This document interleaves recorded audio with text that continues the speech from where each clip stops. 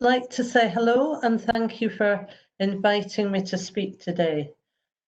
What I'm going to talk about is our independent advocacy service for carers.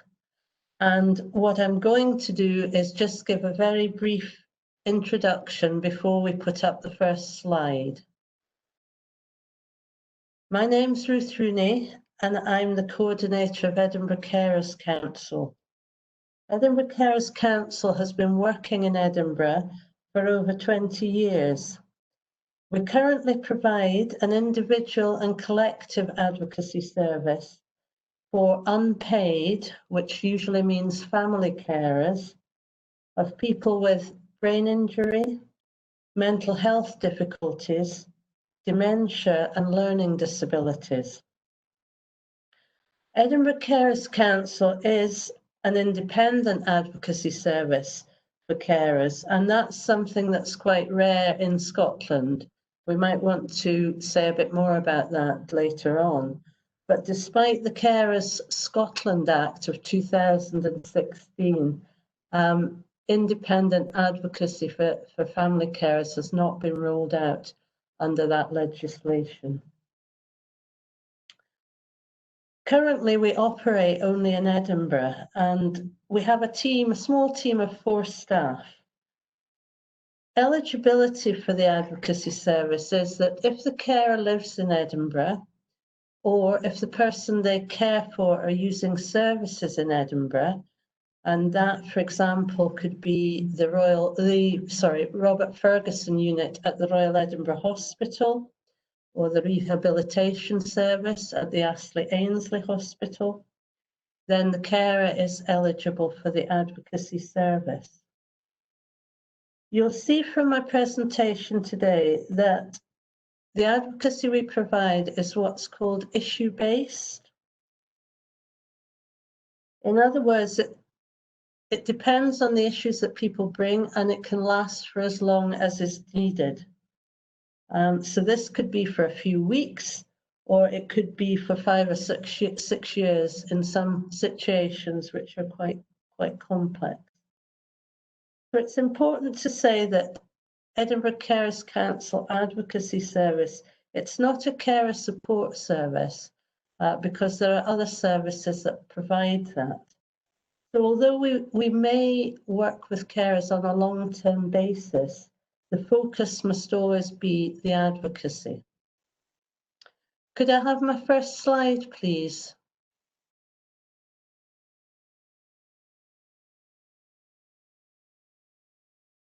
Thank you. Could I have my second slide, please? Thank you. So before I talk about how advocacy can support carers, let's look at the increasing emphasis on advocacy sitting within a human rights framework. There's a lot of work being done on this at the moment, and I'll mention some of the developments in Edinburgh, which is all I can say today, really, at the end that people might be interested in. So sitting within a human rights framework, this is how we're looking at it. That yes, advocacy is making sure that people have a voice, either individually or collectively, and that the voice is heard, but it's also about protecting people's rights. Now, I thought Article 8 here of the European Convention on Human Rights is quite interesting for us to look at today. The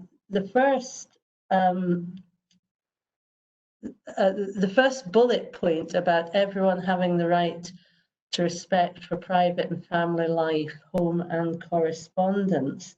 I've put that up because we find very often that the families we work with, this right is compromised, and it's largely compromised by the way that health, social care, and often education services are organised and delivered.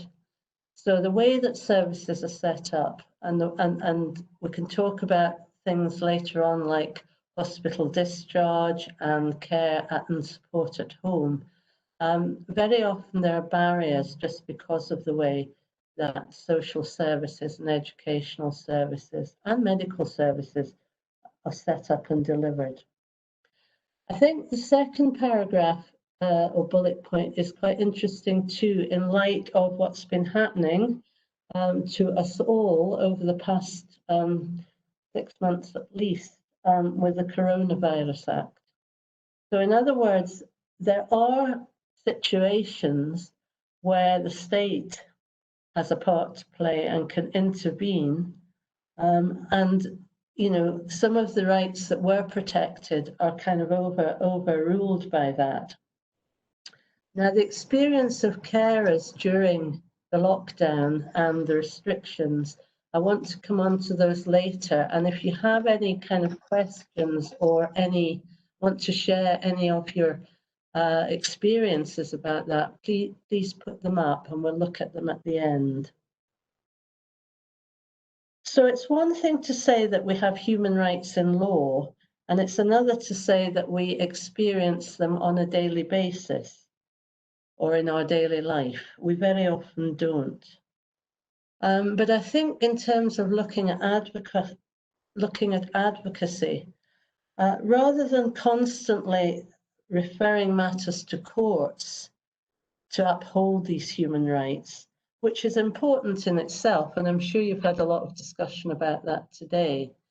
But what we're looking for with our collective advocacy work is for services to change so that health, social care, education, they embed these rights in their services and the way they're delivered without having to recourse to law. What we found is that carers of people with head injury, brain injury, often face particular barriers to enjoying their rights and the rights of those they care for. Too often, I think decisions are made through compulsory measures, such as guardianships, and what often to the family and probably to the individual looks like a very black and white way of assessing capacity.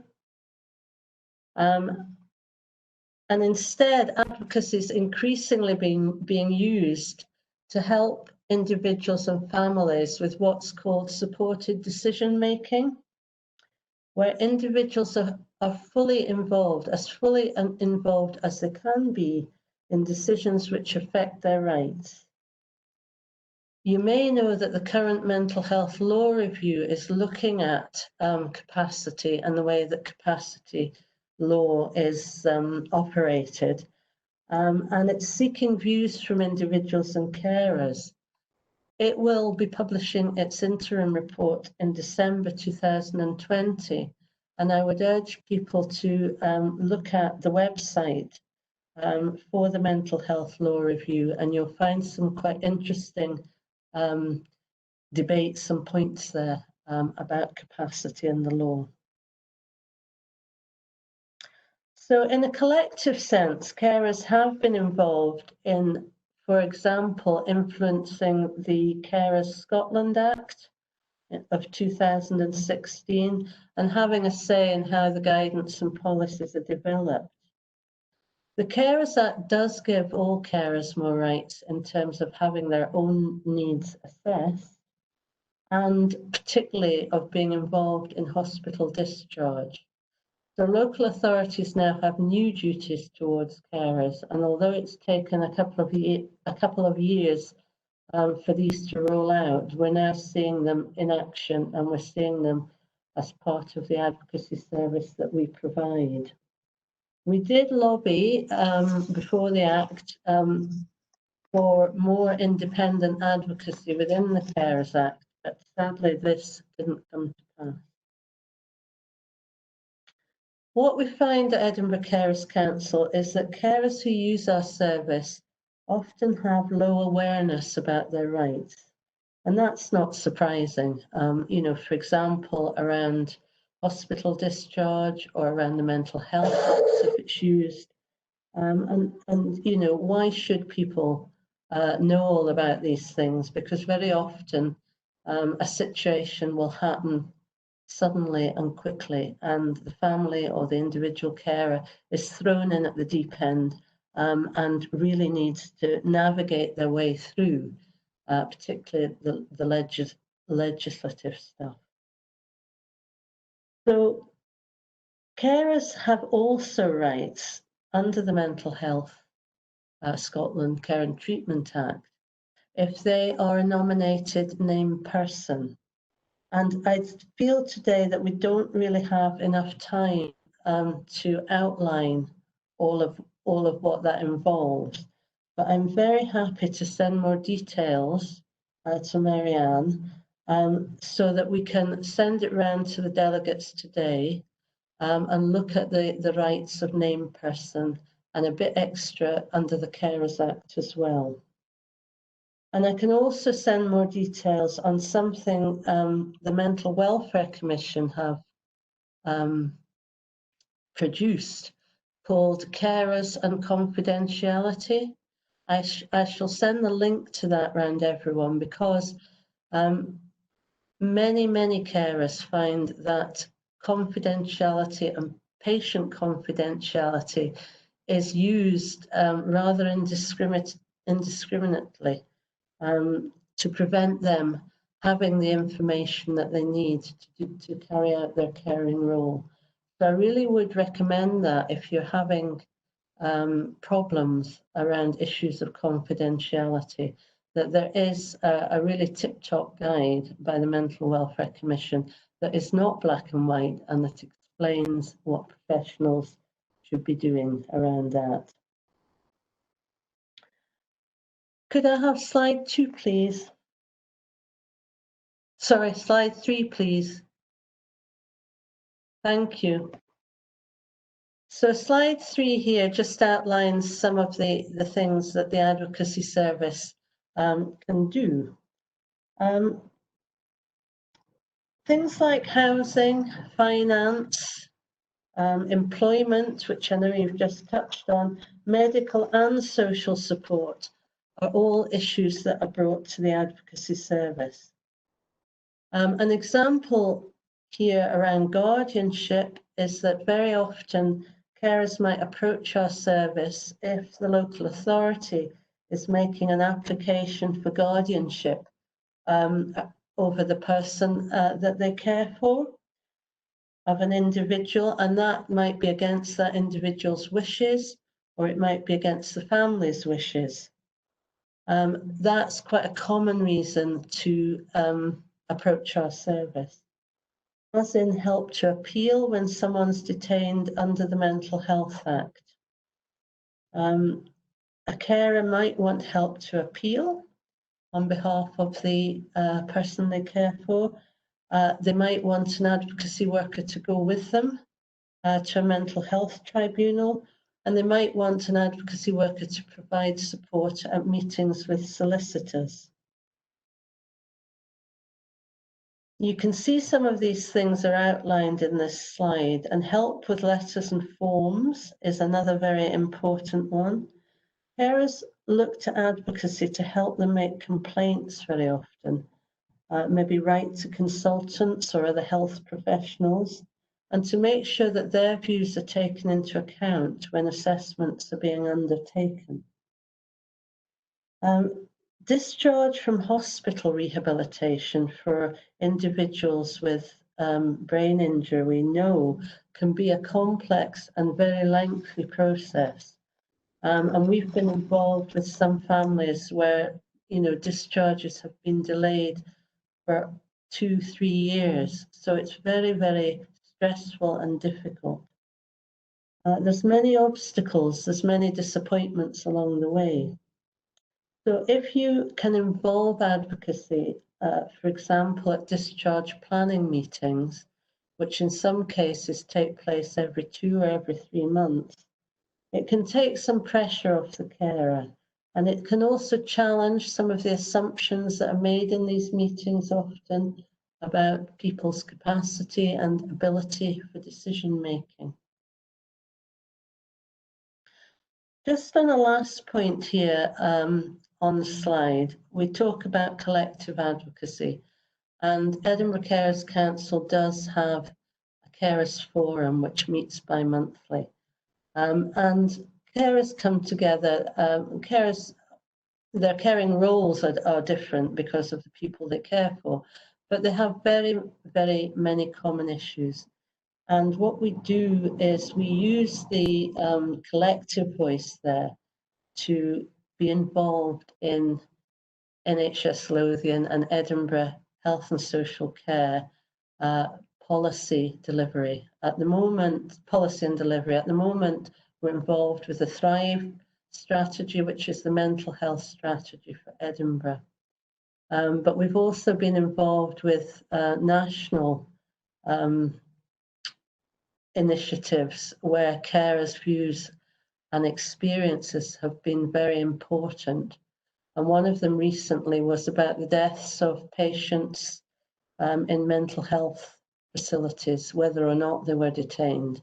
And over the period of a year, we worked with the Scottish Government to support carers to give evidence and to contribute to the recommendations of that inquiry.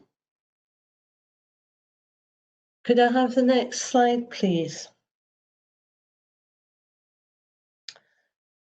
This is really a summary of why advocacy services have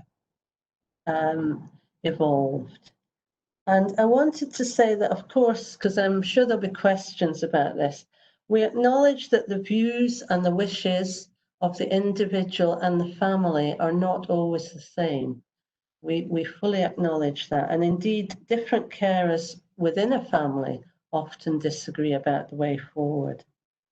So important to say that advocacy is not about giving advice, but rather it's helping people to look at the consequences of decisions they might make, either now or down the line, looking ahead. Our service also helps carers to access other support and respite. Carers, as you know, often experience isolation and loneliness in their caring role. And we touched earlier on recent experience of lockdown. Feedback from the carers that we work with has been that it's been an incredibly stressful experience, where often, for example, day services or respite services have closed. And it's very much brought to the fore what we referred to under Article 8, which is the loss of privacy and the loss of family and community. Care homes are an example of where visiting was stopped for many months, and people were moved from hospital to care home against families' wishes, and again, with long periods of no contact. So I hope I can answer any questions about the advocacy service. And just to say briefly that if you live in Edinburgh or the person you care for is using services in Edinburgh, you can just refer yourself to our service with a phone call or an email. We don't usually have a waiting list, and if we do, it's usually not more than a couple of weeks. And we are funded to respond to carers who are experiencing things with Mental Health Act or guardianship immediately as a priority. I'd just like to say lastly that as carers of people with head injury, we're particularly keen to hear of your experience if your relative has had a delayed discharge from hospital, or if they've been offered a place to live or to reside in another health board in Scotland. The reason for saying this is that we have a particular service called Transitions Carer Advocacy, and that is working to support families in those situations. So in that sense, it's not just Edinburgh based. And we know that there are quite a lot of people who've experienced their relative moving out of area, as they call it, with great disruption and stress and cutting of family ties. So we'd be very pleased to hear from you, either in person or by email. And I'd just like to say before I finish that I will send the links that I promise so that they can be circulated. And thank you very much for listening. Thank you. Oh, Ruth, thank you so much for that. I do have two questions, and one is similar to what you just finished on there. So it was Rebecca has said, unfortunately, in the Highlands, they don't have advocacy service, they only have agency. Um, does the Edinburgh Carers cover anywhere else, or what other advice would you offer to someone in an area that doesn't have the advocacy service? Yes, I mean, there is no easy answer to that, because if there is no independent advocacy, there isn't any. But what I would suggest is, well, two things. If it's around somebody moving health board areas where the transition service that we run could be involved, then, you know, that would cover Highland, or it, you know, it would cover any area of Scotland. But the only other thing I can suggest is that the carer might get involved with some of the user groups, the collective groups. I know there was the Highland HUG, the Highland user group, although that was for people with lived experience rather than carers, but there might be some links from them to carers groups. And I know, for example, Kinross Advocacy does have a separate service for carers, and sometimes West Lothian, carers of West Lothian do as well, but it is very patchy and it is very sporadic. I'm sorry about that. No, that helps. Thank you, Ruth. And my final question is there a concern that a lot of people will be missed, as in the current situation with COVID, that some people that have maybe been released from hospital, do you think that there is a concern that a lot of people would be missed about what carer support is available? Yes, I absolutely do. Because what we've seen is some very hurried discharges from hospital, you know, that have not involved proper discharge planning meetings where a carer could be advised about support. We've seen obviously social workers who are looking for care home places and other places working remotely and not being able to be accessed very freely. So I think although carer organisations like us have tried hard to keep things like our information service going and our newsletters going and all that kind of thing, it's at the actual, what would you call it? It's at the point of transition often that carers fall through the gaps and get missed. Yes, yeah. No, that's great. Thank you so much. Ruth, thank you so much for your time today. I'm sure it's been well received. And if you send me on those links, I'll make sure that I can share that. I will do, yeah. So thank you very much for your time. Thank Okay, you. Thanks very much. Bye-bye. okay, bye. Bye. Bye.